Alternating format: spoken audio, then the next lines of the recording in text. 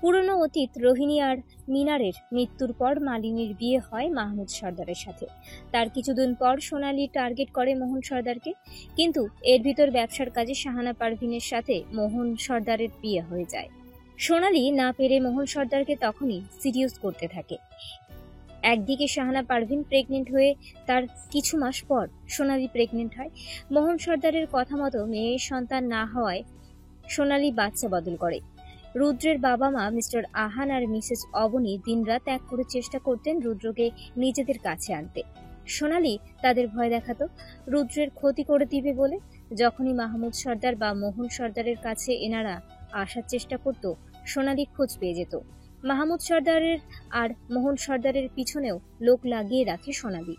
এভাবে চলতে চলতে রুদ্র বড় হতে থাকে। মায়া আর রুদ্র কয়েক মাসে ছোট বড়। মায়ার জন্মের কিছু মাস পরেই রুদ্রের জন্ম হয়। সোনালি কিছুদিন রুদ্রকে নিয়ে আলাদা থাকতো। মোহন সর্দার তার ব্যবসার কথা বলে সোনালিকে বিয়ে করে অন্য বাসায় রেখে দেয়। অন্যদিকে মালিনী চেষ্টা করে বিভান আর সোনালির মুখোশ উন্মোচন করতে, কিন্তু সোনালির মুখোশ উন্মোচন না হয়ে মারা গেল রাজের নানু আর দাদু। মালিনী এই ঘটনার পর আরো বেশি ভয় পেয়ে যায়। মানিকের কথা ভেবে চুপ হয়ে যায়, মানতে থাকে সোনালির সকল আদেশ নিষেধ। এরপরে মায়া যখন তৃতীয় শ্রেণীতে পড়ে, তখন সোনালির মনে হতে থাকে এরা কাজের কাজ কিছুই করতে পারবে না। অন্তত শাহানা পারভিন আর মায়াকে ওই বাড়ি থেকে বের করলে সে এই বাড়িতে আসতে পারবে। মোহন সর্দার তার বাবার কথা ভেবে হয়তো চুপ থাকতেন, কারণ তখনও ব্যবসার অংশ তিনি ভাগে পাননি। মালিনী যখন তার বাবা আর শ্বশুরকে, রাজের নানু আর দাদু সব বলে দেয়, তখন বিভান ওদের খুন করে, আর এই সুযোগ কাজে লাগায় সোনালি। রাজের দাদু মারা যাওয়ার পরই সোনালি রীতিমতো রুদ্রকে নিয়ে মোহন সর্দারের কাছে ইমোশনাল ব্ল্যাকমেল করে, যার ফলে মোহন সর্দার বাধ্য হয়ে পুরো পরিবারের সামনে সোনালিকে আনে।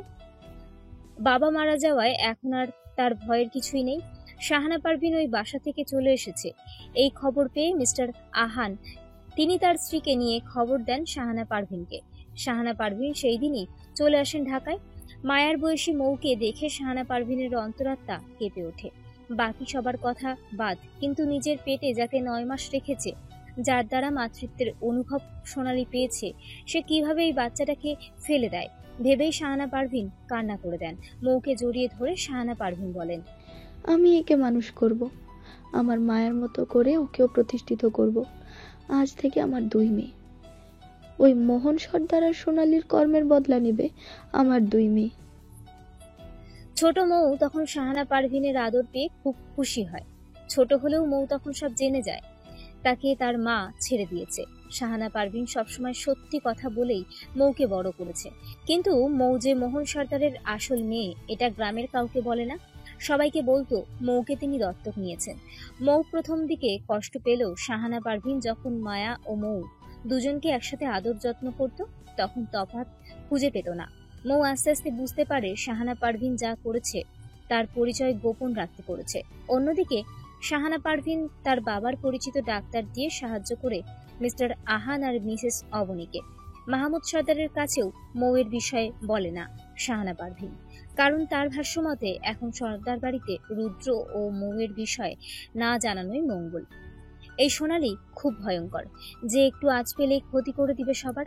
তাই মাহমুদ সর্দার এই বিষয়ে কিছু জানতে পারেন না। তিনিও জানতেন মৌ আশ্রম থেকে দত্তক নেওয়া। শাহানা পারভিনের ডাক্তার যখন প্রমাণ জোগাড় করে পুলিশ দিয়ে সোনালির থেকে ঘুষ নেওয়া ডাক্তারকে ধরে নেয়, ঠিক তখন সোনালির নার্স সোনালিকে সবকিছু গোপনে বলে দেয়। সব জানতে পেরে সোনালি তার বড় বোনেরকে খুন করে, কারণ সেই সবকিছুর আড়ালে জানিয়ে দিত। তারপর দ্রুত রুদ্রকে পাঠিয়ে দেয় লন্ডনে। এদিকে মিস্টার আহানের ব্যবসায় মাঝরাতে নিজের দলবল নিয়ে আসে সোনালি। ঘুমন্ত আদ্র তখন কিছুই বুঝতে পারে না। গুলির শব্দ পেয়ে আদ্রর ঘুম ভেঙে যায়। ঘুম থেকে উঠে দৌড় দেয় আহান আর অবনীর ঘরে। ঘুমন্ত মিস্টার আহানের বুক বরাবর শুট করে সোনালি। গুলির শব্দে ঘুম ভেঙে যায় মিসেস অবনীর। মিস্টার আহান গুলির আঘাতে ধরফড়িয়ে ওঠে। বুকে ব্যথা পেয়েও স্ত্রীর জন্য উঠে বসে। পাশে থাকা ফোন হাতে নিবে, ঠিক তখনই সোনালী ওনার হাতে শুট করে দেয়। সোনালীর লোকজন মিলে ধরে রাখে মিস্টার আহান আর মিসেস অবনীকে। সোনালী বলে, প্রমাণগুলো কোথায়? আমি যে মেয়ে আর ড্রাগ সাপ্লাই করি, এগুলো যে প্রমাণ তোরা পেয়েছিস সেগুলো দিয়ে দে। আর রুদ্র, কথা ভুলে যা, ও ভালো আছে, কিন্তু ততক্ষণ ভালো থাকবে যতক্ষণ ও আমার সন্তান পরিচয় থাকবে। তাই ভালোই ভালোই বলছি, প্রমাণ দিয়ে দে। মিস্টার আহানের একটাই কথা, মরে গেলেও আমি প্রমাণ দিব না। কি মনে করিস তোরা? আমি মাত্র আমার বোনকে খুন করে এসেছি, আর তোদের মারতে পারবো না? প্রমাণ না পাই মেরে ফেলে আমি নিজে তো বাঁচতে পারবো। কেউ কিছু বলার আগেই মিসেস অবনীর নজরে আসে দরজার পাশে লুকিয়ে থাকা আদ্র। আদ্রকে দেখে মিসেস অবনী বলেন, তাড়াতাড়ি পালা বাবা, এরা তোকে মেরে ফেলবে। তুই তোর বাবা মায়ের জন্য নিজের জীবন দিবি না, বরং তুই তোর ভাইকে এই নোংরা মহিলার থেকে আলাদা করবি। ওকে জানতে হবে ওর আসল পরিচয় কি। ও এই নরপশুদের সন্তান না, যেন এটা রুদ্র জানতে পারে। এই মহিলা নিজ স্বার্থে তার বোনকে খুন করেছে, এখন আমাদের মেরে ফেলবে। পালা বাবা পালা, তোর বাবা মায়ের দোহাই পালা। মায়ের কথা মতো পালাতে থাকে আদ্র। প্রথমে মাথা নাড়িয়ে না বলে সে তার বাবা মাকে ছেড়ে যাবে না, কিন্তু রুদ্রের কথা মনে পড়তেই আদ্র দৌড়ে পালায়। সোনালীর ইশারা পেয়ে ওর লোকেরা আদ্রর পিছনে ছুটে যায়, কিন্তু আদ্র অনেক দূরে রাস্তার মোড়ে এসে সাহায্যের জন্য লোকজন খুঁজতে থাকে। কাউকে না পেয়ে আদ্র যখন দেখে পিছনে সোনালীর লোকজন আসছে, তখন আদ্র গাছের পিছনে লুকিয়ে যায়। এদিকে সোনালী যখন দেখে এরা কেউ প্রমাণ দেবে না, তখন তার লোকেদের বলে, এই বাড়ির চারদিকে কেরোসিন ঢেলে দে, বাড়িতে আগুন জ্বালিয়ে দিবি। বলে বের হয় সোনালী। চারপাশে ভালোভাবে লক করে দেয়, যাতে মিস্টার আহান আর মিসেস অবনী পালাতে না পারে। যখন সবাই বের হয়ে যায়, মিসেস অবনী কল করেন শাহানা পারভিনকে। ঘুমন্ত শাহানা পারভিন ফোনের শব্দ পেয়ে উঠে রিসিভ করে কল। ওপাশের কথাগুলো কাটা কাটা আসতে থাকে, কিন্তু সোনালীর ফোনে কিছু ছবি আসছে মিস্টার আহানের ফোন থেকে। ঠিক তার পরপরই জোরে ব্লাস্ট হওয়ার শব্দ। শাহানা পারভিন আতঙ্কে বলেন, হ্যালো হ্যালো, কি হয়েছে? হ্যালো। কিন্তু কল কেটে যায়। মায়া আর মৌ উঠে পড়ে। মায়া জিজ্ঞাসা করে, কি হয়েছে মা? শাহানা পারভিন মৌকে দেখে নেয় একবার, তারপর বলেন, তোর আহান আঙ্কেল আর অবনী আন্টির কিছু হয়েছে, কেমন বিকট শব্দ হলো। কান্না বন্ধ করে দেয় মৌ। ছোট থেকে ওনাদের বাবা মা বলে এসেছে। মায়া তখন মৌকে কোলে নিয়ে আদর করে বলে, কান্না করে না বোন। ও মা, চলো আমরা এখন ঢাকা যাই। কিছুটা চিন্তিত হয়ে শাহানা পারভিন বলেন, কিন্তু এত রাতে কি উচিত হবে? যদি কোনো বিপদ হয়, আমাদের সাহায্য লাগলে তখন।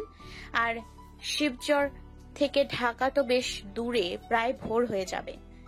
শাহানা পারভিন কিছুক্ষণ ভেবে হাসিকে ডেকে মৌকে রেখে যায়। মায়া জেদ করে, তাই মায়াকে নিয়ে যেতে হয়। অন্যদিকে মিসেস অবনী যখন শাহানা পারভিনের সাথে কথা বলে, মিস্টার আহান তখন তার বাবা মাকে কল করে জানান। তারা কিছু না বুঝলেও এটা শিওর হয় যে তার সন্তান বিপদে। তারাও বের হয়ে যায় বাসা থেকে। চোখের সামনে পুড়ে যাওয়া বাড়ির সামনে কান্নারত চোখে তাকিয়ে আছে আদ্র। একটু আগেই সিলিন্ডার ব্লাস্ট হয়েছে। জানলা দিয়ে হাত নাড়াচ্ছেন মিস্টার আহান আর মিসেস অবনী, কিন্তু কোনো লাভ নেই, কেউ আসতে পারবে না। কোনো দিকে কাউকে না পেয়ে আদ্র নিজেই দৌড়ে যায় বাড়ির দিকে।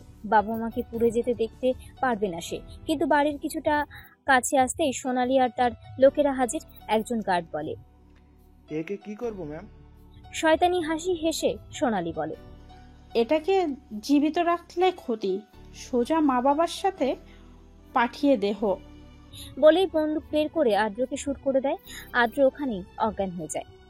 সবাই ঢাকায় পৌঁছায় সকালবেলা। মায়া আর শাহানা পারভিন বাড়ির এই দৃশ্য দেখে আটকে ওঠেন। আদ্র দাদা দাদি এসে ছেলের বৌমার শোকে কি করবে বুঝতে পারে না। আদ্রকে হাসপাতালে নিয়ে যায় পুলিশ। বাড়িতে আগুন লাগায় প্রতিবেশীরা ছুটে আসে। আদ্রকে বাড়ির সামনে রক্তাক্ত অবস্থায় রেখে পুলিশ কল করে, তারপর হসপিটালে নিয়ে যায়। পোড়া বাড়ির সামনে দাঁড়িয়ে আছেন শাহানা পারভিন, মায়া আর আদ্র দাদা দাদি। ছেলের জন্য কান্নায় ভেঙে পড়েছেন তারা। মায়া প্রথমে চোখ মুখ খিচে শাহানা পারভিনের পিছনে লুকিয়ে পড়ে। কিছুক্ষণ পর সাহস করে তাকায় বাড়িটির দিকে। পুলিশ আছে ভিতরে, মর্গ থেকে লোক এসেছে। তারা মিস্টার আহান আর মিসেস অবনীর লাশ নিয়ে বাইরে রেখেছে। শরীরের অঙ্গ প্রত্যঙ্গ পুড়ে ছারখার, যেগুলো দেখে ওখানেই ভয়েতে বমি করে মায়া।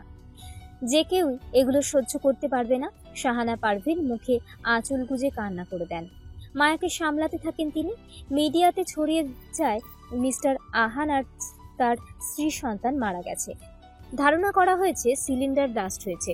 এটা শাহানা পারভিন পুলিশকে দিয়ে মিথ্যা নিউজ দেন, কারণ তিনি চান না সোনালী জানুক আদ্র বেঁচে আছে। আদ্রর জ্ঞান ফিরতেই সে ছোটাছুটি করে মা বাবার কাছে যাবে বলে। আদ্রর এমন ব্যবহার দেখে ভয় পেয়ে যায় আদ্রর দাদা দাদি। শাহানা পারভিন তখন আদ্রকে সামলায়। আদ্রর কাছে এসে শাহানা পারভিন বলেন, মা বাবাকে যারা মেরে ফেলেছে তাদের শাস্তি দিতে চাও না তুমি? তোমার ভাইয়ের জন্য তোমার বাবা মায়ের জীবন দিয়েছে, ওই নোংরা লোকদেরকে তাদের কর্মের শাস্তি কি তুমি দিবে না? যাদের জন্য তুমি তোমার বাবা মা ভাইকে হারালে তাদের কষ্ট দিবে না? শাহানা পারভিনের কথাগুলো শুনে আদ্র চুপ করে থাকে। কিছুক্ষণ ফোঁস করে তারপর বলে। আদ্রকে একটু শান্ত হতে দেখে শাহানা পারভিন আদ্রকে বালিশে শুয়ে দেন। তারপর বলেন, কিন্তু তোমার বাবা মায়ের মতো ভুল করা যাবে না। সোনালীকে ঘায়েল করতে হলে আড়ালে আবডালে করতে হবে, ওকে হারাতে হবে। তার আগে নিজেকে প্রতিষ্ঠিত করে শক্তপোক্ত পরিচয় করে নিতে হবে। ওই সোনালীর সমস্ত খারাপ কাজগুলোকে একসাথে ফাঁস করতে হবে। দেখলেই তো আগে সোনালীর লোকদেরকে প্রকাশ্যে শাস্তি দিতে গিয়ে কত বড় ভুল হয়ে গেল। শুয়ে থাকা আদ্র শাহানা পারভিনের দিকে তাকিয়ে বলে, তুমি এখন মন দিয়ে পড়াশোনা করো, তোমার ভাইকে আড়ালে আবডালে খুঁজে বের করো, তাকে তোমার বাবা মায়ের সাথে হওয়া অন্যায় সমস্ত কথাগুলো বলো। এই তো লক্ষ্মী ছেলে, তোমার বাবা মা তোমাকে নিয়ে যে স্বপ্ন দেখতো ওটা পূরণ করতে হবে। মিস্টার আহান ও মিসেস অবনীর ইচ্ছা ছিল আদ্র ডাক্তার হবে, আর রুদ্র বড় কোনো পুলিশ বা আর্মি। আদ্র লোকদের সেবা করবে, আর রুদ্র আসামিদের বের করে ভালো মানুষদের জীবন রক্ষা করবে। তাই শাহানা পারভিনের কথায় রাজি হয় আদ্র। পিছন থেকে সব কথা শুনে নেয় মায়া। মায়ার মনে হতে থাকে তাহলে ওই সোনালী খুব খারাপ, সে নিজের কাজ পূরণ করতে ভালো মানুষদের খুন করে। আদ্র আজ অনাথ হয়েছে। কয়েকদিন আগে মায়া নিজেও অনাথ হয়ে যায়। বাবা না থাকার কারণে তাকেও কতজনের কথা শুনতে হয়। তাই মায়া নিজেকে নিজে প্রমিস করে, আজ থেকে আমিও ওই মোহন সর্দার আর সোনালীর ক্ষতি করব। ওদেরকে আমি ভালো থাকতে দিব না। তার আগে আমিও ভালোভাবে পড়াশোনা করে প্রতিষ্ঠিত হব। ওদের খারাপ কাজ আমি এক এক করে বের করব। এরপর থেকে আদ্র ওর দাদা দাদির কাছে থাকতো। ইন্টার কমপ্লিট করে জানতে পারে রুদ্র লন্ডনে আছে। শাহানা পারভিন খোঁজ নিয়ে বলেছেন। রুদ্রর খোঁজ শাহানা পারভিন পেয়ে যায় মাহমুদ সর্দারের কাছ থেকে। সেই ইনফরমেশন আদ্রকে দিতেই আদ্র বলে। শাহানা পারভিন সবকিছু জেনেই আদ্রকে বলে দেয়। এদিকে মায়া নিজের মতো পড়াশোনায় মন দেয়, আর মৌকে সব সময় সোনালীর বিষয়ে বলতে থাকে। মৌয়ের মনে সোনালীর প্রতি ঘৃণা জন্ম নিতে থাকে। মা বলতে ঘৃণা লাগে মৌয়ের এখন। একদিকে মৌকে নিয়ে মায়া জীবন পার করে, অন্যদিকে আদ্র খুঁজে বেড়ায় রুদ্রকে, আর রাজ তার রাজনীতিতে আসার জন্য চেষ্টায় থাকে।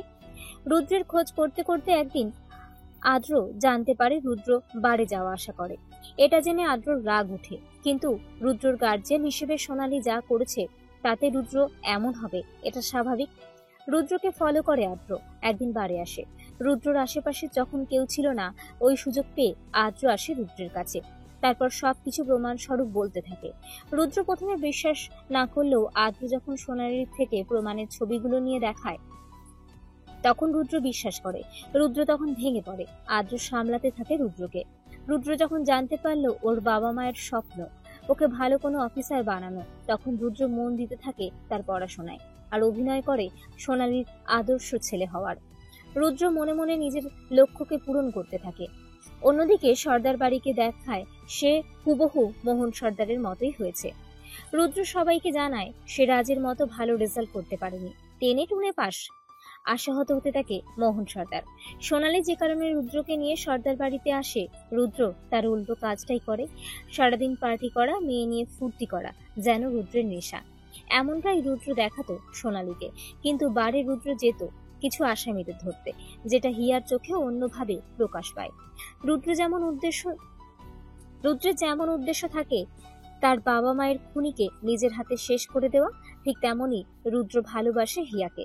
অন্যদিকে আদ্র লন্ডনেই থাকে আর ভালোবাসতে থাকে তার প্রেয়সী শিয়াকে। আদ্র বাংলাদেশে আসে না, কারণ ততদিনে শাহানা পারভিনের কোনো খোঁজ পাওয়া যায় না। আদ্র চেয়েছিল বাংলাদেশে এসেই শাহানা পারভিনের কাছে আসবে। মায়ার ব্যাপারে বেশি একটা অবগত থাকে না আদ্র, কিন্তু রুদ্র মায়ার শোরুম উদ্বোধনের দিন মায়ার চোখ মুখে রহস্য দেখে মায়ার পিছনে স্পাই লাগায়। অন্যদিকে মোহন সর্দারের পিছনে স্পাই রুদ্রের লোক লাগাতে থাকে। এইসব ইনফরমেশন আদ্রকে দিতে থাকে রুদ্র। আদ্র যখন জানতে পারে মায়া মোহন সর্দারের কোম্পানির সমস্ত খাবারে পয়জন মিশিয়ে দেয়, তখন আদ্রর সন্দেহ হয়। মায়ার সম্পর্কে খোঁজ নিয়ে আদ্র কনফার্ম হয় এই সেই মায়া, শাহানা পারভিনের মেয়ে। চট্টগ্রাম থেকে ঢাকায় আসার পর রুদ্র যখন মায়ার সাথে কথা বলতে যাবে, তখন রাজ বিয়ে করে বাড়িতে আনে মায়াকে। রুদ্র তখন সুযোগ বুঝে মায়াকে সবকিছু বলে দেয়। মায়া আর রুদ্র প্ল্যান করতে থাকে কিভাবে মোহন সর্দারকে ডাউন করা যায় আর সোনালীর সমস্ত গ্যাং এক করা যায়। রুদ্র সবসময় তার লোক দিয়ে খোঁজ রাখতো সোনালী কোথায় যায়, কার সাথে কথা বলে। অন্যদিকে মোহন সর্দারের অ্যাক্সিডেন্ট করায় আদ্র। আয়রাকে দিয়ে মোহন সর্দারকে আরো ড্যামেজ করে দেয়। বর্তমান অতীতের কথাগুলো শুনে ভেঙে পড়ে নীলি। সোনালীকে উদ্দেশ্য করে বলে, সোনালীর মধ্যে কোনো অনুতপ্ত দেখা যায় না, সে এখনো সেই একই রূপে আছে। বিভান সবার পিছনে যেয়ে কাউকে কল করতে যায়, ফোন নিয়ে কানে ধরতেই বিভানের হাত ছিদ্র করে গুলি চলে যায়। সবাই পাশে তাকিয়ে দেখে রাজ শুট করেছে বিভানকে। মৃদু হেসে রাজ বলে, আজ তোমার খেলা চলছে না মামা। আমার বউ মাঠে নেমেছে আজ, তাকে হারতে দিই কিভাবে বলো? আমি আবার বউ ছাড়া থাকতে পারি না, তাই তো বউয়ের শত্রুদের আমি জিততে দেই না। তোমাকে আমার বউয়ের হাতেই শেষ হতে হবে মামা। বিভান তার হাত ধরে ওখানে বসে পড়ে। হাত থেকে রক্ত পড়ছে। মৌ এসে পিয়াসের পা বেঁধে দেয়। মায়া একটি আংটি নিয়ে সোনালীর সামনে দাঁড়ায়। সোনালীকে উদ্দেশ্য করে বলে, এই আংটি আপনার খুব পছন্দের, তাই না মিসেস সোনালী? সোনালী চোখ ছোট ছোট করে তাকায়। মায়া রহস্যের হাসি দিয়ে বলে, এটা আসলে আমার শাশুমায়ের আংটি না। আমি খুব ভালো করেই জানতাম। কেন জানেন? কারণ এই আংটির সাইজ দেখে। আমি যখন মামিকে এই আংটির সাথে দেখি, তখন খুব ভালো করে দেখি আংটির সাথে সুতো বাঁধা। আংটিতে সুতো বাঁধা থাকে কারণ আঙ্গুলের সাথে ফিট হওয়ার জন্য। আর আংটি যে উনি আগে পরতেন না, এটা আমি আরো শিওর হইতো সেই রাতে, যে রাতে আপনি গহনার লকার থেকে এই আংটি নিয়ে নিজের আঙুলে দেন আর পরে ফোন করে কাউকে বলেন যে আংটি নিয়ে সোজা এয়ারপোর্টে আপনার লোক যাবে। এরপর যখন মামি আপনাদের কথা মতো আমাকে বলে এটা আমার শাশু মায়ের আংটি, আপনি ভেবে নেন আমি ক্ষিপ্ত হয়েছি। অ্যাকচুয়ালি আপনি যে চান আমি আমার সন্দেহের লিস্টে আমার শাশুমা আর মামিকে রাখি, আর তারপর আমিও কোনো ব্লান্ডার করে দিব। এই যেমন আমার শাশুমাকে মেরে ফেলা, তারপর মন্ত্রী মশাই, এক এক করে সমস্ত নিরপরাধ ব্যক্তিকে আমি মারবো। এটাই তো আপনি চেয়েছেন, কিন্তু পারলেন না। So sad. সোনালী এবার নিজের হাত দুটো মায়ের গলায় চেপে ধরে। শরীরের সমস্ত শক্তি এখন মায়ের গলায় প্রয়োগ করছে সোনালী। মায়া মুখে ভিলেনি হাসি দিয়ে বলে, এভাবে খুন করতে পারবেন না আমাকে, বৃথা চেষ্টা চালাচ্ছেন। বলতে না বলতেই মায়া সোনালীর গলায় আঘাত করে। হাতের কনুই দিয়ে গলা বরাবর আঘাত করায় মাথা ঘুরে গেল সোনালীর। কিছুটা পিছিয়ে যায় সে। ঠিক তখনই সোনালীর পায়ে শুট করে দেয় রাজ। মায়াকে ফ্লাইং কিস দেখিয়ে বলে, আমার বউয়ের গলা আমি এখনো ঠিকভাবে স্পর্শ করতে পারলাম না, তুই 2 দিনের ফকিন্নি সোজা টিপে ধরলি। তোকে তো রিমান্ডে পাঠানো উচিত। ফকিন্নির ঘরে ফকিন্নি, এমনিতেই কাজ না পেয়ে নারী পাচার করে পেট চালাস, আবার আবার বউকে মারতে আসিস। রাজের কথা শুনে হো হো করে হেসে দেয় রুদ্র। মাহমুদ সর্দার রাজের পাশে এসে বলেন, মুখে লাগাম দিতে শিখোনি তুমি? রাজ তার বাবার দিকে তাকিয়ে বলে, মুখে লাগাম দিলে সংসার করতে, আচ্ছা মুখে লাগাম দিলে সংসার করবো কিভাবে বাবা? Shut up. এই তুমি আর আমার বুক কি শুরু করেছো বলো তো? সব সময় সেই এক ইংলিশ। Shut up. এটা ছাড়া কি তোমরা শ্বশুর বৌমা কোনো ইংলিশ শিখতে পারো না? মায়া আর মাহমুদ সর্দার একসাথে বলে ওঠে। Shut up. রাজ দুজনের দিকে তাকিয়ে বলে, নাও শ্বশুর বৌমা, এখন কম্পিটিশন শুরু। ভাই রুদ্র, এখন তোমার লোক ডাকো, এদের নিয়ে যেতে হবে তো। রুদ্র মাথা নাড়িয়ে বলে। ওরা এসে গেছে। বলে ইশারা করে দরজার দিকে। সবাই দেখলো সেদিকে। জেসিকে উদ্দেশ্য করে রুদ্র বলে, মিস জেসি, ইয়েস স্যার। নতুন কেস ফাইল করো। ওয়ান ডিউটি অফিসারের সামনে নিরাপদ ব্যক্তির গায়ে হাত তোলা। সোনালি এবার রুদ্রের দিকে তাকিয়ে বলে, রুদ্র বাবা, আর যাই হোক, আমি তো ওকে মানুষ করেছি। আমার সন্তান হিসেবে তোকেই সম্পত্তি দিতাম আমি। পাগলের মতন করিস না। আমি যা পাবো তার হাফ শেয়ার তুই পাবি। ফিচেল হেসে রুদ্র বলে, ফর ইউর কাইন্ড ইনফরমেশন, আমি যে পজিশনে আছি এটা নিম্ন কোনো পদ না। আর আমার বাবা দাদারা কোনো ফকির না যে আপনার সম্পত্তির দিকে তাকাতে হবে। আমি এমনিতেই এনাফ। পুলিশ হ্যান্ডকাপ পরিয়ে দেয় বিভান আর সোনালীকে। মহিলা পুলিশ এসে সোনালীকে ধরে আর পুরুষ পুলিশ বিভানকে। সবাই তাকিয়ে দেখছে দুজন আসামিকে যেতে। রাজ্যের হাসি বিরাজ করছে সবার মুখে। ঠিক তখনই মহিলা পুলিশের পায়ে নিজের হিল পরা পা দিয়ে জোরে আঘাত করে সোনালী। মহিলাটি আঘাত পেয়ে ঝুঁকে বসে। এই সুযোগে কোমরে থাকা বন্দুক বের করে সোজা রাজের দিকে শুট করে দেয় সোনালী। সোনালীর এমন কাজে সবাই দিশেহারা হয়ে যায়। হঠাৎ এমন কাজ করবে কেউ বুঝতে পারেনি। ভাগ্যবশত গুলি রাজের বাম হাতের পাশ দিয়ে যায়। সবাই এগিয়ে আসে রাজের কাছে। মায়া দেখছে রাজের হাতের রক্ত। রাজের হাতের রক্ত যেন মায়ার মাথায় চেপে বসেছে। হাত মুষ্টিবদ্ধ করে রক্ত চক্ষু নিয়ে রুদ্রকে বলে, অন ডিউটি অফিসারের সামনে কি একজন নারী তার আসামির সাথে হিসাব মেটাতে পারে মিস্টার রুদ্র? রুদ্র কিছু না বলে মাথা নাড়িয়ে হ্যাঁ বুঝিয়ে দেয়। মায়া বড় বড় কদম ফেলে এগিয়ে গেল সোনালীর দিকে।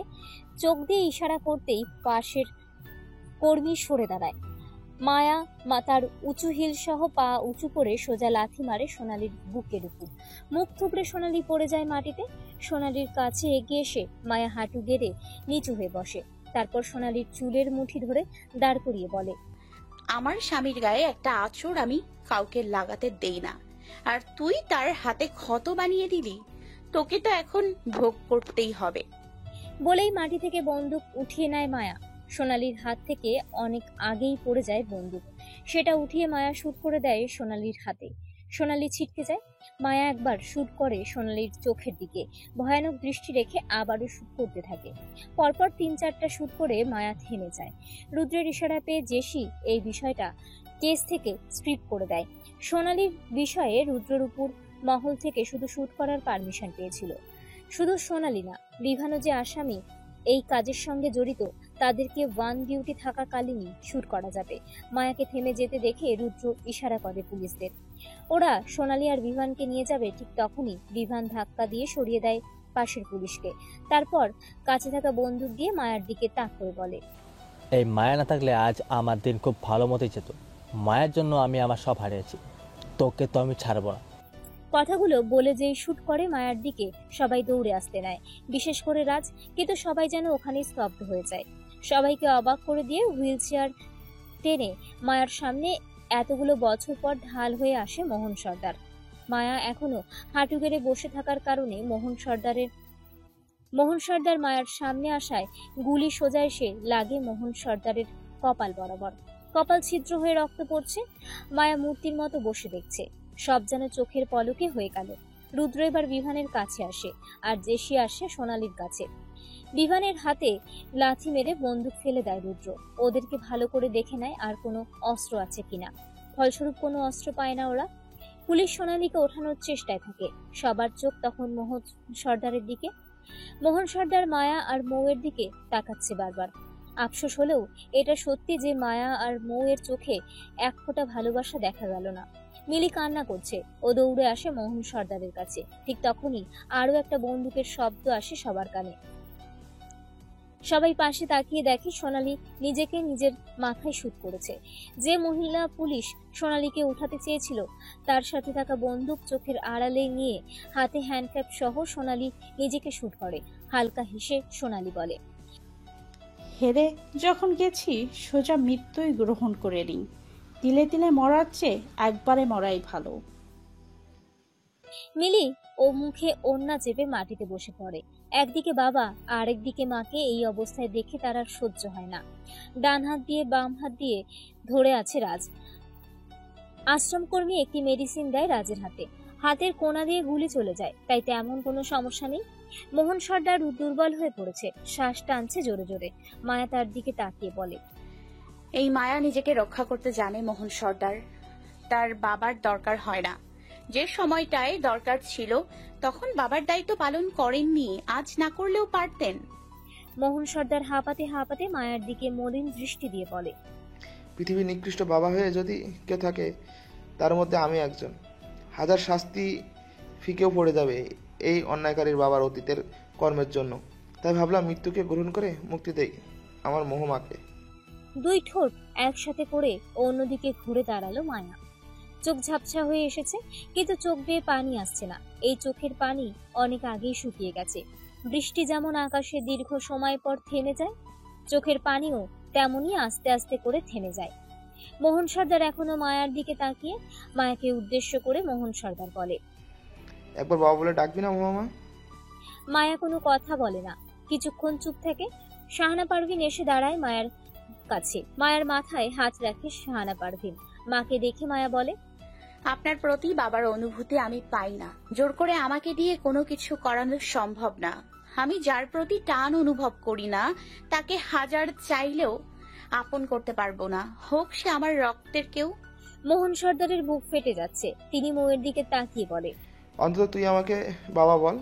যাত্রাপথে আপন সন্তান থেকে বাবা ডাক শুনতে চাই। মৌ কিছু বলতে পারছে না। অনেক কষ্টে ওর পেটের দিকে তাকালো। ওখানে একজন বেড়ে উঠছে। শাহানা পারভিনের দিকে তাকাতেই শাহানা পারভিন মাথা নাড়িয়ে কিছু বুঝিয়ে দিলেন। মৌয়ের চোখের পানি মুছে বলে, বাবা। মৌ চোখের পানি মুছে বলে। মায়া চোখ বন্ধ করে নেয়। শাহানা পারভিন এবার মায়াকে উদ্দেশ্য করে বলে, তুই কেন বলছিস না? চোখ বন্ধ করে রেখেই মায়া বলে, আমার দ্বারা সম্ভব না মা। একজন মিত্র পথচারী ব্যক্তি ইচ্ছা পূরণ করবি না মোহামা? মায়া বলে ওঠে, আপনাকে হসপিটালে নেওয়া হবে। ডক্টর আদ্র কল করেছেন তো অ্যাম্বুলেন্স আসবে এখন। মায়ের কথাতে প্রকাশ পায় সেও মোহন সর্দারকে মারতে চায় না, কিন্তু বাঁচিয়ে রেখে তার পাপের শাস্তি দিতে চায়। মৃদু হাসলো মোহন সর্দার। ভাইয়ের পাশে বসে আছেন মাহমুদ সর্দার। যতই হোক ভাই তো তার আপন। অপেক্ষায় আছে অ্যাম্বুলেন্স আসার, কিন্তু আজকে যেন অ্যাম্বুলেন্স আসতেও দেরি করছে। করারই কথা, আশ্রম থেকে হাসপাতাল তো দূরে। এদিকে রাজ, রুদ্র, আদ্র বাইকে করে আসে। মায়া আর মায়ার গাড়ি চলে গেছে। মায়া কল করলে তারপর আসবে। আশেপাশে মায়ার ড্রাইভার থাকা মানে তাদের জীবন ঝুঁকিতে। তাই শিয়া আর শাহানা পারভিন এনারা নিজেরাও ভাড়া করা অটোতে এসেছিল। আজকেই যেন যত বিপদ বেড়ে গেল। কোনো উপায় না পেয়ে মাহমুদ সর্দার বলেন, ভাইকে নিয়ে বাইকে ওঠো রুদ্র, কোনো রকমে এগোতে থাকি। মোহন সর্দার বাধা দিতে থাকে। হাত দিয়ে থামিয়ে হাঁপাতে হাঁপাতে বলে, কোনো কিছুতেই লাভ নেই। আমার মাথায় গভীর যন্ত্রণা বেড়ে গেছে। আমি বুঝতে পারছি আমি বাঁচবো না। 2-1 মিনিটের জন্য দৌড়োদৌড়ি করে সময় নষ্ট করবে। অন্তত তোমাদের কাছ থেকে সময়টা পার করি। শাহানা পারভিন এবার মায়াকে বলে ওঠে, এভাবে মুখ ফিরিয়ে রাখিস না মা। হ্যাঁ, আমিই চেয়েছিলাম এই লোককে শাস্তি দে, কিন্তু একজন মৃত যাত্রী ব্যক্তির ইচ্ছে পূরণ কর। আজ সে অন্তত যেতে যেতে পথে তার ভুল বুঝতে পেরেছে। আর এমন ব্যক্তিদেরকে এতটা অবজ্ঞা করতে নেই। খোদা মেনে নিবে না যে। এবার চোখ খোলে মায়া। চোখ খুলে এদিক ওদিক না তাকিয়ে সোজা তাকালো শাহানা পারভিনের দিকে। শাহানা পারভিনকে দেখতে থাকে মায়া। সেই কালো চামড়ার নারীটি যাকে শুধু সে একাই ভালোবাসে। মা বলে হয়তো নারীর টান অনুভব করে ভালোবাসার জন্য। কালো ব্যক্তিতে রক্তের মানুষ ছাড়া কেউ ভালোবাসে না। লোক দেখানো কিছু মানুষ থাকে, দুদিন পর তাদেরকেও পাওয়া যায় না। শাহানা পারভিনের দিকে তাকিয়ে মায়া বলে, বাবা ডাকটা কি এতই সহজ মা? হয়তো সহজ, কিন্তু আমার জন্য তো কঠিন। আমি তো বাবা ডাকতে পারছি না। বাবা ডাকটা আমাকে বোবা করে দিয়েছে। আসে না তার জন্য এই ডাক। আমার কি দোষ? আমার ইমোশন তো উনি খুন করে দিয়েছে আমার ছোটবেলায়। বলেই শাহানা পারভিনকে জড়িয়ে ধরে মায়া। শাহানা পারভিনের বুকে মুখ গুজে কান্নাগুলো লুকাতে থাকে। মায়া তার কান্না কাউকে দেখাতে চায় না। মায়ার মাথায় হাত বুলিয়ে শাহানা পারভিন বলে, এখন তো দুঃখের দিন শেষ মা। সুখ তো তুই নিজেই আদায় করেছিস। সে নিকৃষ্ট থাকলে আমি তোকে বলতে বলতাম না। আমার জন্য তার মধ্যে যাই থাকুক, তোদের জন্য সে এখন অনুতপ্ত। মায়ের কথা শোন মা, মনের বাইরে যে একটি বার বলে দে বাবা। অন্তত সে এটা বুঝুক আমরা তার মতো নিকৃষ্ট না। মায়া শাহানা পারভিনের চোখের দিকে দেখে মোহন সর্দারকে দেখে। মোহন সর্দারের দিকে তাকিয়ে কোনো অনুভূতি হলো না মায়ার, শুধু তার চোখের দিকে তাকিয়ে বলে, ভেবে নেবেন না, আমি আপনাকে মন থেকে বলছি। আমার মা আদেশ করেছে তাই বলছি শুধু বাবা। মায়ার মুখে বাবা ডাক শুনে আলতো হাসলো মোহন সর্দার। কান্না করে দেন মাহমুদ সর্দার। ভাইকে দেখে স্পষ্ট বোঝা যাচ্ছে ভাই কতটা কষ্ট পাচ্ছে। তবে বেঁচে থাকতে মায়া আর শাহানা পারভিন যা পেয়েছে তার কাছে এগুলো কিছুই না। মানুষ জন্মানোর সাথে সাথে মৃত্যুকে ভাগ্যের সাথে লিখে নিয়ে আসে। তার মৃত্যুটাও তো তার ভাগ্যে আছে। মানুষ মরণশীল। মোহন সর্দারের শ্বাস বন্ধ হয়ে যায়। সোনালী নিজেও এখন বিদায় নিয়েছে। তার রুহু ঘুরছে শুধু চারপাশে, কিন্তু তার শরীর পড়ে আছে মাটিতে। মিলি তার বাবা মায়ের দুই লাশের মাঝে মাটিতে বসে কান্না করছে। অ্যাম্বুলেন্স এসেছে, কিন্তু অনেক দেরি হয়ে গেছে এখন। মায়া সেদিকে তাকিয়ে বলে, এটাকেই বলে ভাগ্য। কিছু প্রতিশোধ মানুষ নিজ কর্মেও পেয়ে থাকে। আমরা হাজার প্ল্যান করলেও খোদার ইচ্ছার বাইরে যেতে পারি না। সবাই নীরব দর্শক হয়ে বসে আছে। চোখ ভিজে এসেছে মাহমুদ সর্দারের। রুদ্র নিজেও কান্নারত চোখে দেখতে থাকে মোহন সর্দারকে। গালাগালি করলেও তার উন্নতির জন্য করতো লোকটা। গালাগালি করলেও তার উন্নতির জন্যই করত। লোকটা যেমনই হোক রুদ্রের উজ্জ্বল ভবিষ্যৎ দেখতে চাইতো। মিলি বলে ওঠে, আমার বাবা মা একদিন সবাই চলে গেল, আমি অনাথ হয়ে গেলাম। আজকে তাদের মধ্যে সব জানতে পারলাম, আর আজকেই তারা এভাবে দুনিয়া থেকে বিদায় নিল। হাউমাউ করে কাঁদছে মিলি। হাউমাউ করে কান্না করছে মিলি। তারেক এসে মিলির পাশে বসে পড়ল। রাজ এসে দাঁড়ালো মায়ের পাশে। মায়ের হাতের সাথে নিজের ডান হাত রাখলো রাজ। মায়া তাকালো রাজের দিকে। মুখে মৃদু হাসি ফুটিয়ে তোলে মায়া। রাজ চোখে দিয়ে আশ্বাস দিল, আমি আছি তোমার কাছে সব সময়ের জন্য আমার মায়াবতী। শাহানা পারভিন একটু পিছনে চলে যান। কষ্ট তার নিজের মধ্যেও হচ্ছে। সে যে কারণেই হোক আজ সুখের মাঝেও কিছু দুঃখের ছোঁয়া দেখা দিল। বিভানকে নিয়ে চলে গেছে পুলিশ। রুদ্র সবাইকে উদ্দেশ্য করে বলে ওঠে, লাশগুলোকে নিয়ে যেতে হবে। এভাবে বসে থেকে সময় নষ্ট না করাই ভালো। আশ্রমের বাচ্চারা ঘাবড়ে যাচ্ছে। মায়া দেখলো বাচ্চাগুলোকে। ছোট হাসির দিকেও মায়ার চোখ গেল রুদ্রের কথাতে সম্মতি দিয়ে মায়া বলে, বাচ্চারা আসলেই ভয় পেয়েছে খুব। যেটা হবার তা তো হয়েছে। এখন লাশ দুটো অ্যাম্বুলেন্স করে নিয়ে যেতে হবে। সবাই আস্তে আস্তে উঠে দাঁড়ালো। মায়া এসে মিলিকে সামলাচ্ছে। শিয়া সামলাতে থাকে মৌকে। মৌকে এখন অতিরিক্ত চাপে রাখা যাবে না। রুদ্র তার লোককে কল দিয়ে বলে, হিয়া পাখিকে ছেড়ে দাও আর সেফলি সর্দার বাড়িতে নিয়ে আসো। ওপাশ থেকে বলে। মাত্র বাসায় এসে পৌঁছালো হিয়া। এসে দুটো লাশ দেখে অবাক হয়। আশেপাশে সবাই নীরব হয়ে আছে। হিয়া দৌড়ে যায় তার বাবার কাছে। বলে, কি হয়েছিল বাবা? ভাবি কিছু করেছে? মালিনী এসে হিয়াকে বলে, না রে মা, তোর ভাবি কিছু করেনি। মালিনীকে দেখে অবাক হয়ে হিয়া বলে, তুমি সুস্থ আছো মা? আমি একটু শান্তি পেলাম, কিন্তু তোমাকে যে ভাবি মেরেছিল ওগুলো নাটক ছিল। সে অনেক ব্যাপার। তোর কাকা কাকি মারা গেছে, তাদের জন্য দোয়া কর।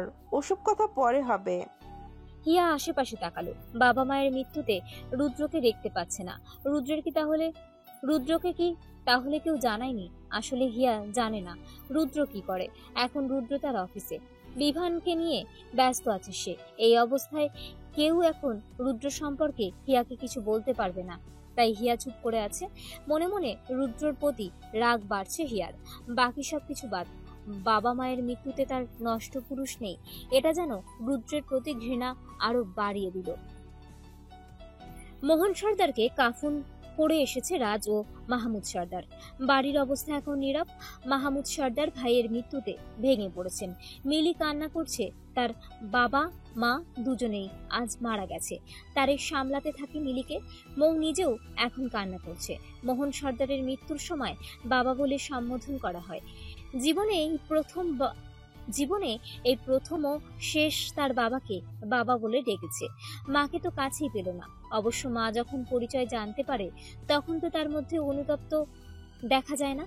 এই যুদ্ধে হেরে গিয়ে সোনালী নিজেকে শেষ করে দিয়েছে। কারাগারে থাকার চেয়ে সে নিজেকে একেবারে শেষ করে দিল।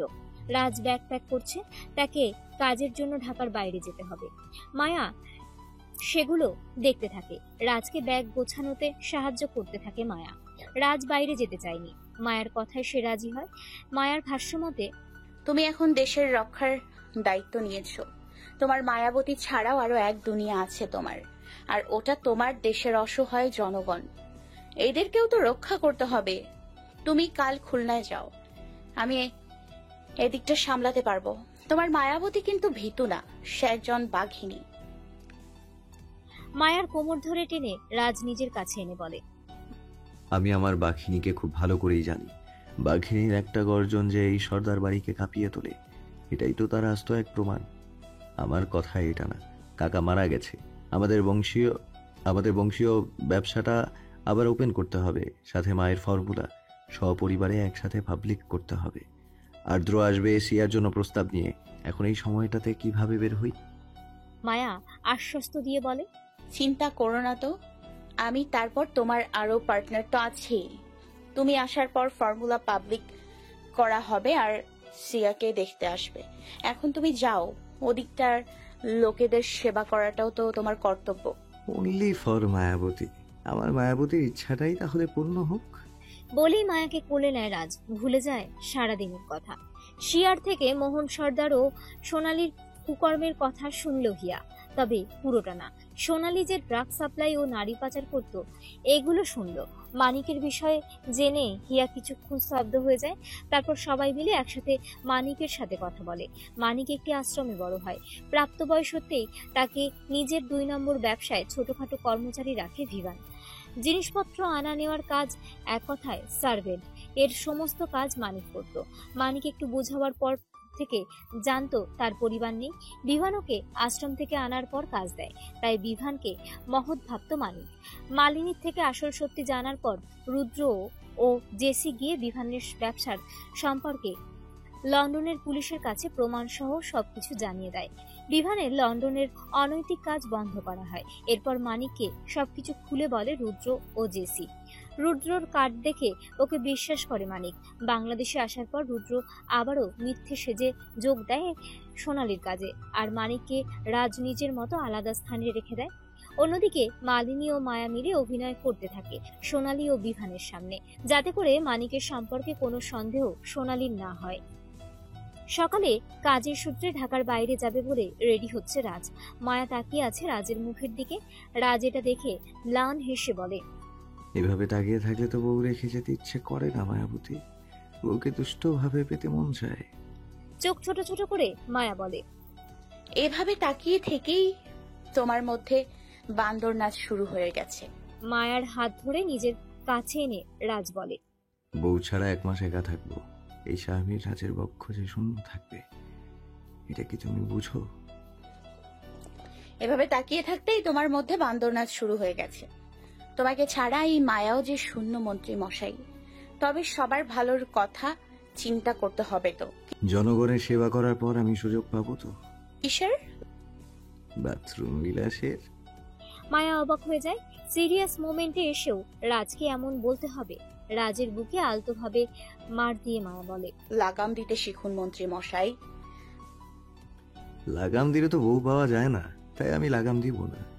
এই মন্ত্রী মশাই লাগামহীনই থাকবে, তাহলে দিনে 4-5 বার করে বাথরুম বিলাস করতে পারবে। আপনি কি আর কোনো জায়গা পান না? এই এক বাথরুম বিলাস কি বিশ্রী লাগে? শোনো মায়াবতী, আমার এই বাথরুমে বড় একটা বাথটাব আছে, যেটার পেছনে লাখ টাকা খরচ করেছি আমি। বলি, টাকা কি আমার গাছে ফলে যে বউ নিয়ে লাখ টাকার বাথটাব রেখে অন্য জায়গায় রোমান্স করব? তাই আমি ওই বাথটাবে বসেই তোমার সাথে বাথরুম বিলাস করব। যে যা বলে বলুক, মন্ত্রী তার টাকা উসুল করেই ছাড়বে। দেখি কার বাপের কি হয়েছে, এবার চলুন। বাথরুম বিলাসে? আরে ধুর না, আপনাকে তো এখন যেতে হবে, বাইরে সবাই দাঁড়িয়ে আছে। কাজ শেষ করে এসে বাথরুম বিলাস করতে দিবে তো মায়াবতী? মায়া কিছু বলতে যাবে অমনি ওদের গেটে নক করে পিয়াস। রাজ ঘুরে দাঁড়ায় দরজার দিকে, পিয়াসকে দেখে বলে, বউকে কি রোমান্টিক বিদায়ও দিতে দিবে না পিউ বেবি? এত জেলাস তুমি আমার মায়াবতীর প্রতি? পিয়াস বিষম খেলো এই রক্তগতি আকারে মায়াবতীর প্রতি জেলাস ফিল, তাও আবার বেচারা পিয়াস। আদৌ সম্ভব? পিয়াস বলে ওঠে, আসলে আপনার গাড়ি চলে এসেছে, সময় হয়ে গেছে তো তাই। পিয়াসের দিকে কিলার লুক দিয়ে রাজ বলে, বেঁচে গেছো। তোমার বউ এখন তোমাকে বাবা ডাক শোনাবে, তা না হলে আমার শালিকা থেকে তোমাকে আলাদা করে ওর জীবনে বেটার কোনো ছেলে এনে দিতাম। বিড়ালের মতো মুখ করে পিয়াস। রাজ এটা দেখে বলে, অন্তত এই শিক্ষা তুমি পেতে যে একজন বড়ের কাছ থেকে তার বউকে আলাদা করলে কেমন ফিলিংস হয়। তুমি যখন আমার আর মায়াবতীর রোম্যান্সের সময় হাজির হও, তখন মনে হয় এক ভিলেন এসে আমাদের জীবনে ধীন টানা বলে বজ্রপাত শুরু করেছে। নাদান এক অসহায় ছেলেকে রাজ ভিলেন বানিয়ে দিল। পিয়াস বেচারা পারছে না মুখের উপর মুখ্যম জবাব দিতে, কিন্তু সে মনে মনে ঠিকই কয়েকটা গালি দিয়ে দেয়। মনে মনে আওড়ায়, বেটা লুচ্চামন্তি, তুই তোর বউকে নিয়ে যা, খুশি কর, আমি কোথায় বাধা দিই? আমি তো কাজের শিডিউল অনুসারে তোর কাছে আসি। বলি, তোর কাজে হেল্প করলেও বলবি বউ থেকে দূরে থাকতে, আবার না করলেও বলবি বউ থেকে দূরে থাকতে। আমরা বর বউ তো তোদের জ্বালায় প্রেম করতে পারি না, এর বেলায় কি চোখ গাছে থাকে? কিন্তু না, কথাগুলো পিয়াস জোরে জোরে বলতে পারেনি। বেচারার চাকরি যে আর থাকবে না। মায়া তার হাতের কোনা দিয়ে রাজকে আলতো খোঁচা দিয়ে বলে, মুখে একটু তো লাগাম নিন, আপনার ভাইরা ভাই হয়। এখন চলুন, সময় হয়েছে। বলেই মায়া চলে যায় বাইরে। রাজ ড্রেসিং টেবিল থেকে সানগ্লাস নিয়ে চোখে দিয়ে পিয়াসের দিকে তাকিয়ে বলে, ঘরের মধ্যে সানগ্লাস পরেছি কেন জানো? পিয়াস প্রশ্নবোধক হয়ে তাকিয়ে আছে রাজের দিকে। রাজ যেতে যেতে বলে, তোমার মতো নির্বোধ যারা রোম্যান্স করতে পারে না, উল্টো রোম্যান্সের 12টা বাজায়, তাদেরকে ইগনোর করতে। I ignore you Piu baby. ভ্যাবাচাকা খেয়ে গেল পিয়াস। রাজ ওটা দেখে দুষ্টু হেসে বলে, সারাদিক ভ্যাবা জায়গা খেয়েই পেট ভরাবে, তোমার জীবনে কোনো উন্নতি হবে না, চলো এবার। বলেই চলে যায় রাজ। পিয়াস ওখানেই দাঁড়িয়ে বিড়বিড় করে বলে, এই জন্যই তো বিয়ের 3 মাসের মাথায় আমি কাউকে প্রেগনেন্ট বানিয়েছি। ব্যাটা মন্ত্রী লুচো, কথা বললেও বাবা হতে পারলি না। দম থাকলে আগে বাবা হয়ে আমার সামনে আয়, তারপর না হয় দেখা যাবে কে রোমান্সে পটু। সিঁড়ির কাছে যেয়ে রাজ তার পা চালানো থেমে দাঁড়ায়। পিছনে ঘুরে নিজের ঘরের দিকে তাকিয়ে দেখে পিয়াস দাঁড়িয়ে আছে। রাজের এভাবে থেকে যাওয়া দেখে পিয়াস ঘাবড়ে যায়। রাজ এক চোখ টিপ দিয়ে বলে, আচ্ছা, আমি দুনিয়ায় আর কারো মনের কথা বুঝি বা না বুঝি, তোমার মনের কথা খুব ভালোভাবে বুঝি পিউ বেবি। টেনশন নট, কাজ শেষ করে ফিরে আসি একবার, তোমাকে আমি আঙ্কেল বানিয়ে ছাড়বো। তখন হবে সে আনে কোলাকুলি। এই শাহমীর রাজের পুরুষত্বে আঘাত করেছো তুমি, তোমাকে ফেল করে দিব আমি। চলে যায় রাজ। হাঁপ ছেড়ে বাঁচে পিয়াস। তারপর রাজের লাগেজ নিয়ে বের হয়।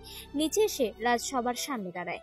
মাহমুদ সর্দারকে জড়িয়ে ধরে রাজ বলে, আসি বাবা। রাজের মাথায় হাত রেখে মাহমুদ সর্দার বলেন, সাবধানে যেও, তোমার জন্য অপেক্ষা করবে তোমার মায়াবতী। রাজ মাথা নাড়িয়ে একটু ভাবুক হয়ে থেমে গেল। মাহমুদ সর্দার ও বাড়ির বাকিরা এটা দেখে বলে ওঠে, কি হয়েছে? রাজ কিছু একটা ভেবে পিয়াসের দিকে তাকালো। পিয়াস পকেট থেকে বের করে বলে, আমার কাছে ছিল, কিন্তু আপনি আজকে দিবেন এটা ভাবিনি। রাজ বাম ভ্রু উঁচু করে বলে, কেন? এটা আজকে দিব না তো কবে দিব? মায়া সন্দেহ দৃষ্টি দিয়ে বলে, এটা কি?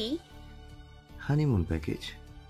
সবাই এদিক ওদিক তাকিয়ে একজন আরেকজনকে দেখতে থাকে। মাহমুদ সর্দার বলেন, এখন তুমি জনগণের সেবা করতে যাচ্ছ, এর ভেতরে বউকে নিয়ে হানিমুনে যেতে চাও? ফিরে এসেও তো যেতে পারতে হানিমুনে। অবাক হয়ে রাজ বলে, তোমাকে কে বললো আমার বউকে নিয়ে হানিমুনে যাব। তাহলে কার বউকে নিয়ে হানিমুনে যাবে? রাজ মায়াকে দেখে ভয় পাওয়া চেহারা করে বলে, আরে এটাতে আমার বউ নেই, আমিও নেই, মানে এটা আমাদের হানিমুন টিকিট না। তাহলে কার? বাবা মায়ের হানিমুন টিকিট। মাহমুদ সর্দার বিষম খেলেন, সাথে মালিনী নিজেও শিয়া হিয়া মুখ টিপে হেসে দেয়। শাহানা পারভিন সোফায় বসে আছেন, এখনো কিছুটা দুর্বল তিনি। রাজের এমন কথা শুনে তিনি নিজেও লজ্জা পান। মালিনী কিছু না বলে শাহানা পারভিনের পাশে এসে বসে। মাহমুদ সর্দার তেজ দেখিয়ে বলেন, লজ্জা করে না এই বয়সে বাবাকে হানিমুনে পাঠাতে? তোমার লজ্জা করে না বউ ঘরে আটকে রাখতে? মা আমার তোমাকে বিয়ে করে এখনো নিজেকে শাস্তি দিচ্ছে। মাকে নিয়ে সামান্য হানিমুন করতে পারোনি, আবার আসল ছেলেকে লজ্জা শেখাতে? এমন লজ্জা নিয়ে কাপুরুষের মতো ঘরে বসে থাকতে পারবো না। তুমি আমাকে ইনডাইরেক্টলি কাপুরুষ বললে। ডাইরেক্ট বললে কি বাবা ছেলের সম্পর্ক আজীবন থাকবে? তাই তো ভয়ে ভয়ে ইনডাইরেক্টলি বলেছি। Shut up. ইংলিশ বলতেই তো এটা শিখেছো। বউকে কিভাবে হাসি খুশি করা যায় এটাকে আদৌ শিখেছো? শোনো বাবা, লক্ষ্মী বরের মতো এখন বউ নিয়ে হানিমুন করে আসো। কোনো দ্বিমত শুনতে চাই না। মাকে হ্যাপি রাখাটাও একজন সন্তানের দায়িত্ব। মাহমুদ সর্দার যেন স্তব্ধ হয়ে গেল। রাজের শেষ কথাটি একদম ঠিক। সে কখনো মালিনীর সাথে বাইরে ঘুরতে যায়নি। এখন যখন সব ঠিক হয়েছে, রাজ চায় তার মায়ের জীবনে থেকে যাওয়া কমতিগুলো পূরণ হোক। তাহলে তিনি কোনো বাধা দিবেন? তাহলে তিনি কেন বাধা দিবেন? স্ত্রী হিসেবে এই অধিকারগুলো মালিনী পায়। মালিনী মলিন দৃষ্টি দিয়ে দেখছে রাজকে। ছোটবেলায় রাজকে আদর করতে পারেনি। মানিককে নিয়ে চিন্তায় থাকে সে। একদিকে বরের মৃত্যুর শোক, আরেকদিকে ছেলে। মাথা কাজ করেনি তার। কিন্তু রাজকে তিনি ভালোবাসেন। রাজের দিকে তাকিয়ে চোখের পানি ফেলতে থাকেন। ঠোঁট কামড়ে কান্না করতে করতে রাজের কাছে এসে রাজের মাথায় হাত রেখে বলে, আমি তোর ভালো মা হতে পারিনি, কিভাবে হব বল? আমি যে শুধু আমার ছেলেটাকে নিয়ে ভেবেছিলাম, ওকে নিয়ে আতঙ্কে থাকতাম। তোকে আমার বোনের শূন্যতা পূরণ করে দেয়নি। আমার প্রতি অনেক অভিযোগ তোর, তাই না? মানিক দেখলো এই দৃশ্য, তার নিজের কাছেও খারাপ লাগছে। সে তো এসবের কিছুই জানে না। মায়ের কষ্টটা দেখে তার নিজেরও খারাপ লাগছে এখন। রাজ মলিন হেসে মালিনীর হাত ধরে বলে, মা তার সন্তানকে ইচ্ছে করে দূরে ঠেলে রাখে না। কোনো কারণ না হলে কি কেউ এমন করে? আমি কোনো অভিযোগ রাখিনি তোমার প্রতি। আমার মনে হয় মানিক নিজেও কোনো অভিযোগ করবে না। মানিক এগিয়ে এসে বলে, আমি যদি জানতাম আমার মা আমার জন্য অপেক্ষায় আছে, আমার একটা পরিবার আছে, বিশ্বাস করো অনেক আগে ছুটে আসতাম। ছেলে হিসাবে আমিও আমার মাকে হ্যাপি রাখতে পারিনি। আমরা সবাই যে পরিস্থিতির শিকার ছিলাম, তবে শেষটা ভালো। যার সব ভালো তার। রাজ এবার হাত ঘড়ি দেখে নেয়, তারপর পাঞ্জাবির হাতা গোটাতে গোটাতে বলে, তাহলে আমি আসি এবার। আচ্ছা বাবা, হানিমুনে গিয়ে সুন্দর সুন্দর ছবি তুলে আমাদের দেখাবে। এই বয়সে এসে নিজে বাবা না হয়ে বাবার হানিমুনটা তো দেখবো। তোমাকে কে বলেছিল আমাদের জন্য হানিমুনের ব্যবস্থা করতে? ছেলে হয়ে আমার একটা দায়িত্ব থাকে। বাবা মা নিরামিষ জীবন কাটিয়ে এখন একটুতেই ঝগড়া করে মাথা ফাটাবে, এই বয়সে এসে ছেলে হয়ে এসব দেখতে তো আমার বুকটা ফেটে যায়। তোমার বুকটা একটু বেশি ফেটে যাচ্ছে। রাজ কথা না বাড়িয়ে মাহমুদ সর্দারের কানের কাছে ফিসফিস করে বলে, শোনো বাবা, হানিমুনে যেতে দিচ্ছি মানে এই না যে নিজের বয়সে সীমা লঙ্ঘন করে দিবে। খবরদার, বাবা হওয়ার বয়সে আমাকে ভাই বানাবে না। ছেলে নির্যাতন কেসে ফাঁসিয়ে দিব কিন্তু। তাহলে হানিমুন থেকে এসে একদম প্রস্তুতি নিবে তোমার নাতি নাতনির সেবা করার জন্য। মাহমুদ সর্দারের মন চাচ্ছে এবার দেওয়ালের সাথে বাড়ি খেয়ে মারা যেতে। রাজকে উদ্দেশ্য করে বলেন, থ্রেট দিচ্ছ তুমি আমাকে? বাবা হই আমি তোমার। আমি তো জানি তুমি আমার বাবা। এতবার পাবলিক করতে হবে না। বেশি পাবলিক করলে লোকে আবার সন্দেহ করে বসবে। তখন আমার ছেলে মেয়েও তোমাকে দাদা বলতে নাকচ করবে। দুহাত এক করে মাহমুদ সর্দার বলেন, পুত্র আমার, তাড়াতাড়ি বিদায় হও। তুমি হবে বাবা, আমি হব দাদা। তাও তোমার মুখে লাগামহীন কোনো কথা শুনতে আমি রাজি না। রাজ দুষ্টু হেসে চলে যায় বাইরে। গাড়িতে উঠে বসে। জানলা দিয়ে মায়াকে দেখে হাসি দিয়ে বাড়ির সবার দিকে তাকিয়ে হাত নাড়িয়ে বিদায় জানায়। মায়া মিষ্টি হেসে হাত নাড়িয়ে বলে, বাই মন্ত্রী মশাই। গাড়ি চলতে শুরু করেছে। রাজ এখনো দেখছে মায়াকে। মায়া নিজেও দেখছে রাজকে। রাজের গাড়ি চোখের আড়াল হতেই মনটা একটু খারাপ হয়ে যায় মায়ার। শাহানা পারভিনের কোলে মাথা দিয়ে শুয়ে আছে মায়া। খাটে হেলান দিয়ে বসে আছেন শাহানা পারভিন। রাত যাওয়ার পর থেকে শাহানা পারভিনকে নিয়ে মায়া নিজের বাসায় থাকে। সর্দার বাড়িতে থাকার জন্য সবাই অনেক অনুরোধ করেছিল, কিন্তু শাহানা পারভীন নিজের আত্মসম্মানের কথা চিন্তা করে থাকেনি। তার ভাষ্য মতে, যে বাড়িটা এখন আমার মেয়ের শ্বশুর বাড়ি, যে বাড়িতে আমার পরিচয় নিঃশেষ হয়ে গেছে, সেই বাড়িতে থাকার কোনো মানে নেই। আমি আমার মেয়ের কষ্টে করা বাড়িতেই থাকবো। অগত্যা কেউ কথা বাড়ালো না। এই 1 মাস শাহানা পারভীন আর মায়া একসাথে সময় কাটিয়েছে। কাল রাজ আসবে, এছাড়া শিয়াকে দেখতে আদ্র দাদা দাদি আসবেন, তাই মায়া সর্দার বাড়িতে চলে যাবে। শাহানা পারভীনের হাঁটুর উপর হাত রেখে তার উপর মাথা রাখা। ওই অবস্থায় মায়া বলে, কাল মন্ত্রী মশাই আসবে, আর তারপর তোমার সাথে এভাবে থাকতে পারবো না। তুমি কি একা একা থাকতে পারবে মা? মায়ার মাথায় হাত বোলাতে বোলাতে শাহানা পারভীন বলেন, কেন পারবো না? একটা না একটা সময় তো আমাদের একাই থাকতে হবে। আজ না হয় কাল। একা থাকার জন্য নিজেকে অভ্যস্ত করা উচিত। তুই নিজেও তো একা ছিলি। না মা, আমি একা ছিলাম না, আমার সাথে হাসি ছিল। তোমার মতো করে আমার ঢাল হয়েছিল, কিন্তু আফসোস ছেলের প্রতারণার শিকার হলো। এমন সন্তান না জন্মানো ভালো, যে তার মাকে খুন করে। শাহানা পারভীনের চোখের সামনে হাসির মুখটা ভেসে উঠল। কখনো ভুলতে পারবেন না হাসিকে। হাসি ছিল বলে মায়া আজ নিজেকে সামলে নিতে পেরেছে। শাহানা পারভীনের মতো করে মায়ার সাথে ছিল হাসি। একসাথে 3 জনকে সামলানো কম কিছু না। কিছু একটা ভেবে মায়া বলে, আচ্ছা মা, ওদিন রাতে তুমি সর্দার বাড়িতে কেন গিয়েছিলে? মানে তুমি তো বলেছিলে আমাদের শত্রুদের আগে শাস্তি দিয়ে তারপর ওই সিক্রেট রুমে যাবে, কারণ ওই রুমের কথা কেউ জানে না। ফর্মুলা ওই রুমটাতেই সেভ। তাহলে আমাদের কাউকে না জানিয়ে কেন গিয়েছিলে তুমি? শাহানা পারভীনের কথা মনে পড়ে গেল, পুরনো কথা। বলতে থাকেন সেদিনের ঘটনাগুলো। তুই ঢাকায় আসার পর শাহমীর আসে। ঠিক তার কয়েক মাস পর শাহমীর চলে যায় সিলেটে। আমার কাছ থেকে তোর খোঁজ নিতেন বড় ভাই। শাহমীর আর তোর বিয়ে নিয়ে কথা বলি আমরা। শাহমীর গ্র্যাজুয়েশন করছে আর তোর 18 বছরে পা দিলেই তোর বিয়ে দিব। কিন্তু এর মধ্যেই শাহমীরের ইচ্ছে ছিল দেশের সেবা করাটা, মানে মন্ত্রী হবে। আইডল হিসেবে নিজের নানাকে দেখেছিল, কিন্তু চলাফেরার ধাঁচ ছিল তোদের দাদুর মতো। যেহেতু তখন দেশে এসেই রাজনীতিতে যুক্ত হয়ে পড়ে, তাই ওকে বেশি প্রেশার দিতে চাইনি। আমি বড় ভাইকে বলেছিলাম যে আগে শাহমীর ওর সব ঝামেলা শেষ করুক, তারপর বিয়ের কথা উঠবে। শাহমীর তো তোকে দেখার জন্য উতলা হয়ে থাকতো। প্রায় তোর জন্য আমাদের শিবচরে আসতো। এদিকে আমি আর তুই মিলে ঢাকায় একটা কোম্পানি ওপেন করার চেষ্টায় থাকি। এভাবে চলতে চলতে কোম্পানির ওপেনিং এর অর্ধেক কাজ হয়। একদিন আমার কাছে অচেনা একটা নাম্বার থেকে কল আসে। আমি রিসিভ করতেই ওপাশ থেকে বলে, কলটা আসে মালিনীর ফোন থেকে। আমি ভেবেছিলাম মালিনী বলছে কথাগুলো। কয়েক বছর হয়ে যাওয়ায় ভয়েস শুনিনি, তাই চিনতেও পারিনি যে ওটা সোনালি ছিল। আমি ছুটে যাই ওই বাসায়। মালিনীর ব্যাপারে আমি তখনও কিছু জানতাম না। আমি জানতাম না ও এসবের ভেতরে নেই। হয়তো পরে সব জেনে আমাকে খোঁজ দিয়েছে, কারণ আমার সাথে অল্প স্বল্প কথা হতো। মালিনী প্রায় চুপ থাকতো। ব্যাপারটা কেমন যেন লাগতো আমার কাছে। কল দিয়ে চুপ থেকে আবার কল কাটা, আমি কিছুই বুঝতাম না। ও বাড়িতে আমি বউ হয়ে যাওয়ার পরও একবার বলেছিল, এই সংসারে এসেছো ভালো কথা, পুজো শুনে পদক্ষেপ রেখো, এখানে কুকুরের শিয়ালের হামলা আছে। আমি না ওর কথাগুলোকে বুঝেই উঠতে পারতাম না। প্রায় অন্যমনস্ক থাকতো ও। শাহমীরকে তেমন দেখতো না। মা ছাড়া শাহমীরকে দেখলেই মায়া লাগতো, তাই আমি ওর সাথে বেশি থাকতাম। তখনও মালিনী আমাকে বলতো, নিজের লোকের দিকে নজর দিও। আমি ভাবতাম ও হিংসে করছে, তাই এমন বলে।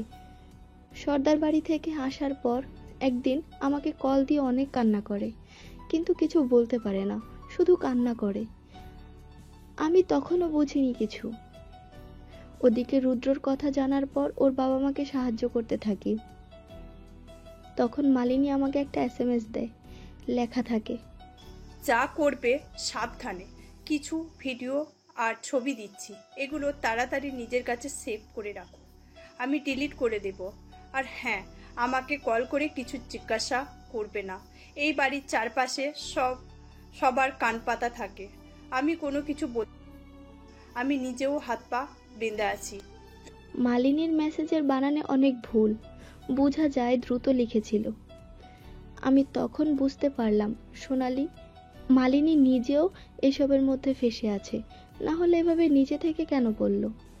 ওই প্রমাণ পেয়ে আমি পুলিশ নিয়ে ডাক্তারদের ধরিয়ে দিই। এই ভুলের জন্যই তখন অ্যালার্ট হয়ে যায় সোনালি। সব কিছু না জানলেও শত্রু দমন করতে হবে এটা বুঝে যায়, তাই তখন শেষ করে দেয় আদ্র রুদ্রর বাবা মাকে।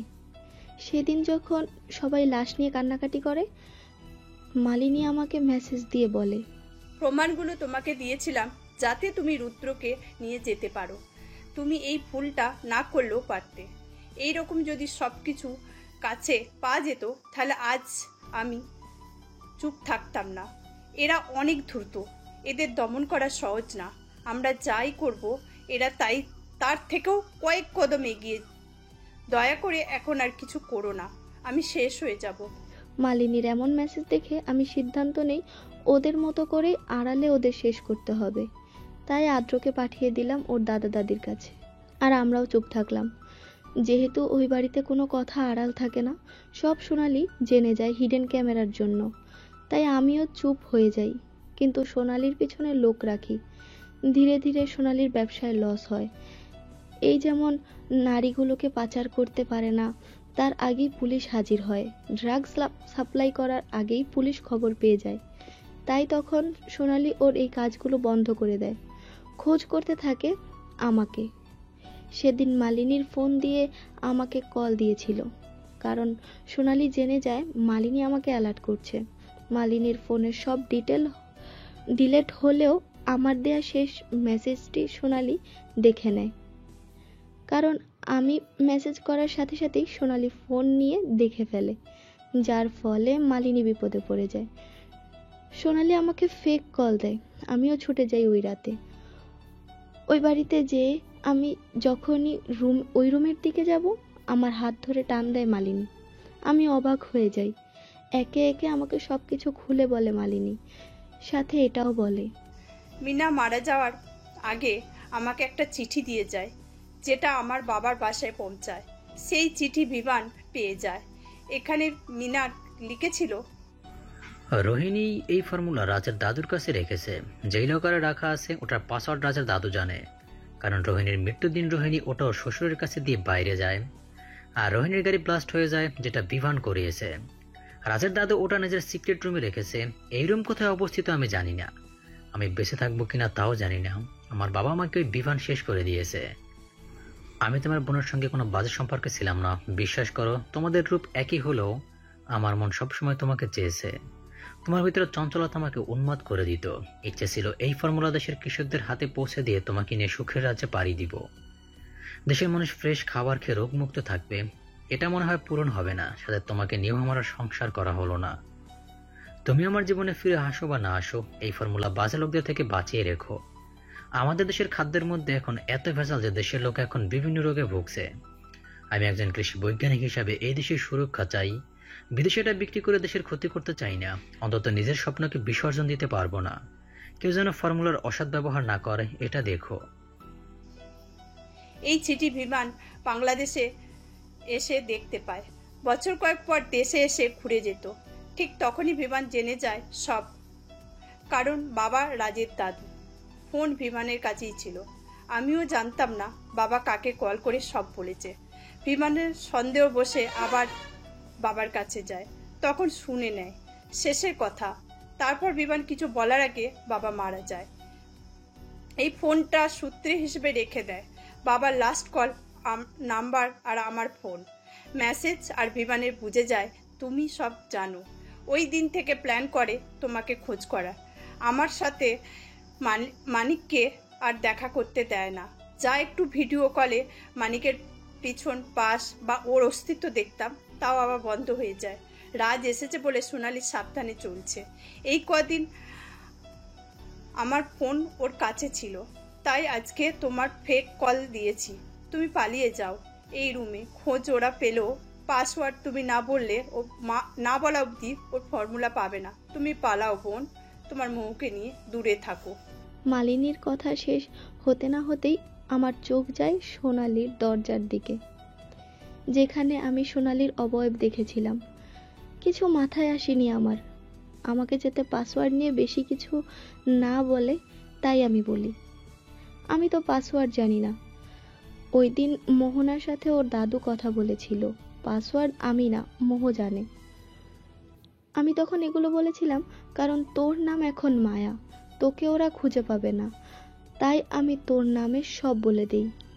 আর তুই তো শিবচরে যাবি না, ওরা আমাদের ফ্যাক্টরির খোঁজ পাবে না, কারণ আমার ফ্যাক্টরির নাম পাল্টানো হয়, যেটা তোর নামে।